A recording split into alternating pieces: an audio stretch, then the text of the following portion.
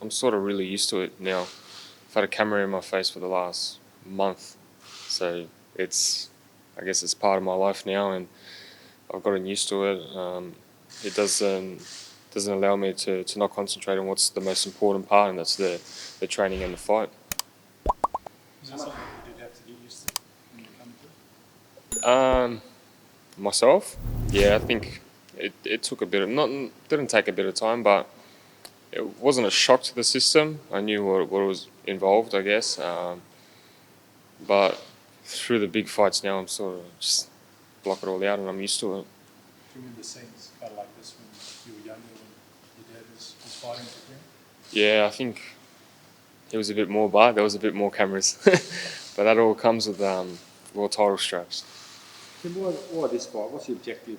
What do you want to achieve out of this fight particularly? To knock him out. Whoever stands in my way, just to take him out. I'm improving as a fighter. I get better each time, and I've been proving that to everyone. And with each camp that happens again, I'm improving, and I'm targeting the big boys in the division. And you know, for myself, I'm going to get the opportunity to fight one of those guys soon. So I've got to be 100% ready. In the meantime, just want to just keep knocking them over, just to stay in the spotlight. And again, it's all about improving as a fighter, and the only way to improve as a fighter is consistency, and this is what I'm doing. So there's been, I know you've obviously been linked to the WBO belt for the last number of months, and it still seems a bit weird the way the rankings are there. There is no number one. Lee Smith's involved as well now. Did you kind of want to remind everyone in this fight, you know, I'm the one in this fight that will follow? Look, that fight interests me as well. You know, any of the top 10 boys, they're the ones I'm going for, because anyone in the top 10 can be a world title challenger or a world title champion. So you know, it's good that we're here. We're flying under the radar here in Australia.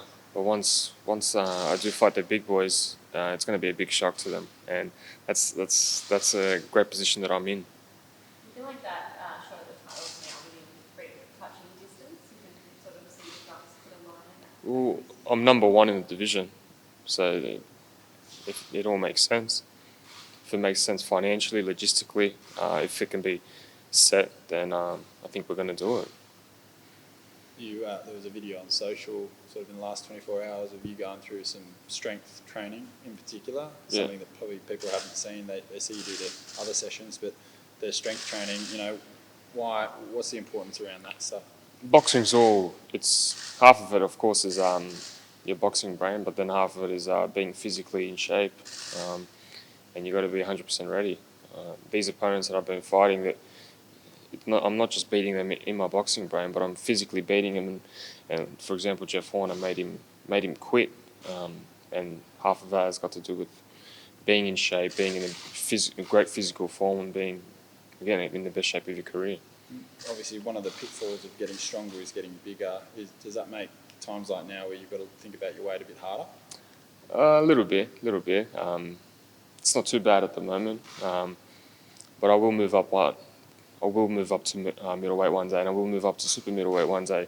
I've got to clean out super welterweight division first. Michael Zerafa doesn't seem to have given up on fighting. Is it still something you're not interested in? I think that's our last option. If there's nothing else on the on the table, then we will consider. You don't get an opportunity by beating a 47-year-old grandfather. Let's just say that. Why is it the last option? Because I got the top 10 options that I'm going for. You know, the world title opportunities, the Liam Smith, the Kurbanovs, the Danny Garcias, they're the boys I want. You know, they're the big boys in the division that I want to play with. What did you make of that Mundine Zerafa fight? Whole speech? Yeah, I think it shouldn't have even happened. We got offered the Mundine fight, and I said straight away, it's not happening. It's disrespectful, first of all, and there is a time that's just enough is enough. Do you mean it's disrespectful to the sport? It's disrespectful to Mundine. He's a grandfather, 47 years old. Who does that? He's called out. Dustin Martin as well in AFL. Does that make it even easier to sort of look away from someone like him? Who's Dustin? Dustin Martin, the AFL. Oh, AFL player. Oh, right. And what's he done? Caught him out.